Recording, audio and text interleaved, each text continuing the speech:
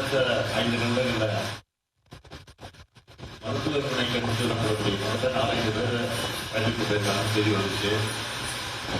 போக பார்த்தீங்கன்னா அதிகமான பேர் மருத்துவமனைக்கு தூக்கிட்டு போறாங்க அப்படின்னு செய்தி தொடர்ந்து வந்துட்டு இருந்துச்சு. அதுபோல் பார்த்தா மரண செய்திகள் வர ஆரம்பிச்சு. நான் கொஞ்சமும் எதிர்பார்க்கிறேன்.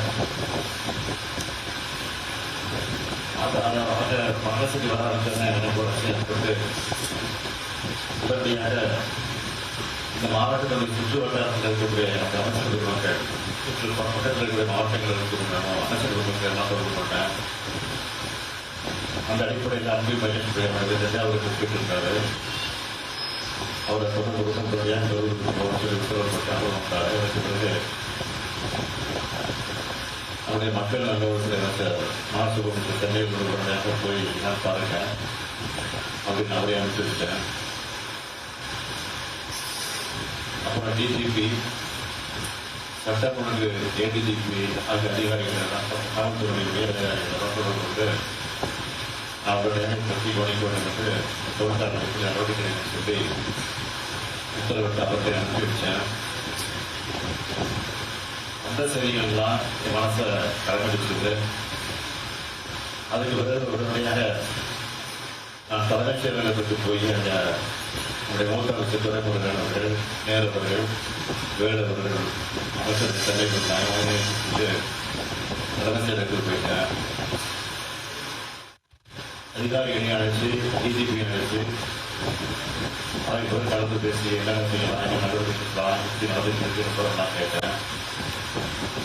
எல்லாரையும் முக்கியமான பல்வேறு மாவட்டங்களில் இருக்கக்கூடிய மாவட்ட ஆட்சித்தலைவர்கள், அதிகாரிகள், நடுவரை ஒட்டி இருக்கக்கூடிய வயதான மாவட்டங்களில் இருக்கக்கூடிய அரசு அதிகாரிகள்லாம் மருத்துவர்கள் எல்லாம் பகுதிக்கு வருவதற்கு போவது உத்தரவுக்கு அவங்கெல்லாம் சேர்ந்திருக்கிறாங்க.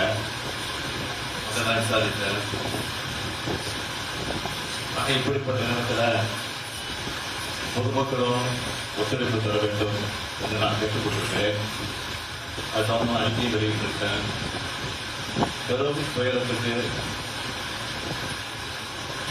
இந்த சம்பவத்தில் மொத்தம் 39 உயிர்கள் இதுவரைக்கும் நாம் இழந்திருக்கிறோம். இதில் ஆண்கள் 13 பேர், பெண்கள் 17 பேர், ஆண் குழந்தைகள் 4 பேர், பெண் குழந்தைகள் 5 பேர். ஒரு அரசியல் கட்சி நடத்தின கூட்டத்தில் இத்தனை பேரை இழந்திருக்கிற சம்பவம் என்பது இதுவரை நடக்காதது, இன்னும் நடக்கக்கூடாதது. மேலும் 51 பேர் தீவிர சிகிச்சை பிரிவில் அனுமதிக்கப்பட்டு சிகிச்சை பெற்றுக் கொண்டிருக்காங்க. அதில் 26 பேர் ஆண்கள், 25 பேர் பெண்கள். இந்த எல்லாம் விரைவில் குணமடைந்து கிராமத்திற்கு விரைவில் வர வேண்டும் என்று நான் நம்புகிறேன். பொதுவாக நிச்சயமாக நான் நம்புகிறேன். இறந்து போன அந்த உயிர்களுக்கெல்லாம் கனத்தறியை கொண்டு நான் அஞ்சலி செலுத்துகிறேன். அவங்க குடும்பத்துக்கு என்ன ஆதரவு சொல்லி சேர்த்துவது என்று தெரியாமல் முன்னாடி கொண்டிருக்கிறேன்.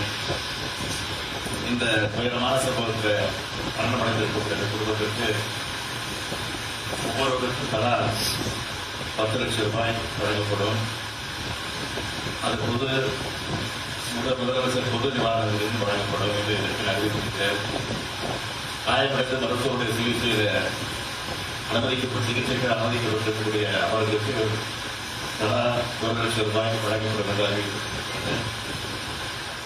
அது மட்டுமல்ல, ஓய்வு பெற்ற உயர்நீதிமன்றத்துடைய நீதியரசர் திருமதி கருணா ஜெகதீசன் அவர்கள் தலைமையில் உடனடி விசாரணை கமிஷன் ஆணையத்தை உடனே அமைக்க நான் உத்தரவிட்டிருக்கிறேன். அதற்கு பிறகு காலையில் இன்று காலையில் போகும் 9:30 மணிக்கு தான் வரலாம் என முடிவு செய்து விமானங்கள் டிக்கெட்டு பதிவு செய்திருக்கிறார். ஆனால் இந்த கொடூரமான காட்சிகள் தான் தொலைக்காட்சியை பார்த்தபோது எனக்கு மனசு கேட்கல, வீட்டில் இருக்கவே நான் முடியல. அதனால தான் நான் முட்டை போக வேண்டும் என்று திட்டமிட்டு 1 மணி அளவில் விமானத்தை பிடித்து இவரும் சேர்ந்திருக்கிறேன். ஆகவே மீண்டும்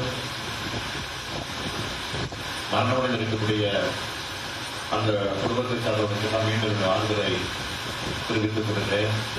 காயமடைந்தவர்கள் விரைவில் குணமடைய வேண்டும் என்று என்னுடைய ஆசையை வெளிப்படுத்துகிறேன். என்ன காரணம் நினைக்கிறேன் சார்? முதல்கட்ட விசாரணையில் இது என்ன காரணமா இருக்குன்னு உங்களுக்கு தெரியும்? இதுதான் உயர் நீதிமன்றத்தினுடைய ஓய்வுபெற்ற நீதிபதி தலைமையில் ஆணையம் அமைக்கப்பட்டிருக்கு. அந்த ஆணைய விசாரித்து உங்களுடைய சொல்றேன்.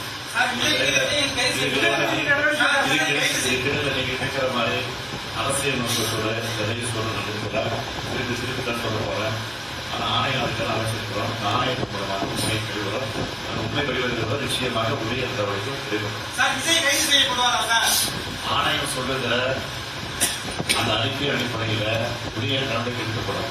யாரு கைது செய்யப்படுவாரு கேட்க மாட்டாங்க. நீங்க கேட்டது எந்த இடத்துல கேட்கிறீங்களோ அதுக்கெல்லாம் நான் ஒப்புறவுக்கு தயாராக இல்லை. அது நீண்ட காலமாகவே சார் ஆணையம் அறிக்கை சமர்ப்பிக்க சொல்வதற்கான முயற்சி நிச்சயமாக